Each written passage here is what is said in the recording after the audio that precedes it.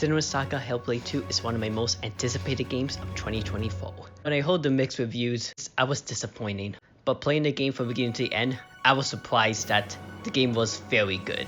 The footage you're seeing here is running on an RTX 2060 with Intel Core i5-11400F. It looks good. This is on low settings. At times the frame rate drops, and I do get a few lag that I do have to reset the game sometimes, but overall it surprisingly runs good. The story follows up well from the first game. If you haven't played Senua's Sacrifice, fortunately you won't feel lost because the opening recaps the events from the first game.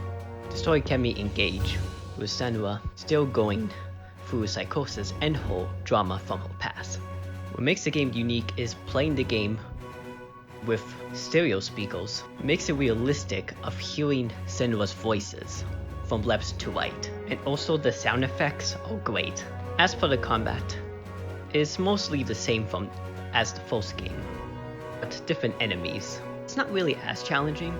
In the first game, every time you die, this black rot will go up, and if ghosts go up full in your face, she'll rot completely and your data will be erased. But spoiler alert from the first game, that it was a lie, just to stress you out. They didn't do that the same in the sequel, because most people who played the first one already know that. Either way, the combat was not hard, it was fun still. I thought there was no multiple difficulties, but turns out there was. When I saw some other streamer, you can change the hardest. Unfortunately, I didn't know that because unlike every game they tell you what difficulty you choose, so I didn't know there was difficulty section until one streamer. I think one streamer says that either way increasing the difficulty doesn't really change as much. I might be wrong. So I guess the default settings were like on very easy. Before I get to the puzzles, I liked Senua's Sacrifice, but I do think the puzzles really kind of ruined it. I thought they were frustrating in my opinion, and most of the puzzles I have to look up walkthroughs just to solve them. Couldn't really get into the puzzles because I was hoping they'll fix that in the sequel, and they did. In my opinion, I thought the puzzles are a better improvement from the first one, well designed. Overall, I enjoyed my time playing Hellblade 2 Senua's Saga.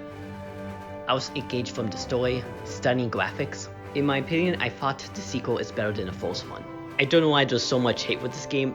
And yes, Xbox have been cruel in the past month of shutting down two best developers team that did Hi-Fi Rush and the Dishonored franchise. Fortunately, this game is overlooked by that, and the mixed reviews it's getting. I think this might be another Ninja Theory game that might maybe become a cult following when it years to come. I think I remember people thought Heavily Soul was underwhelming when it came out first, but it had become a cult following. So maybe with Saga Hellblade 2 might get the same cult following as Heavily Soul did. It also sucks that the game is digital only and not on a physical copy on the Xbox Series X. I hope this game will get ported on PS5 and have a physical copy. And also, it would be nice also to have 60 frames on that console.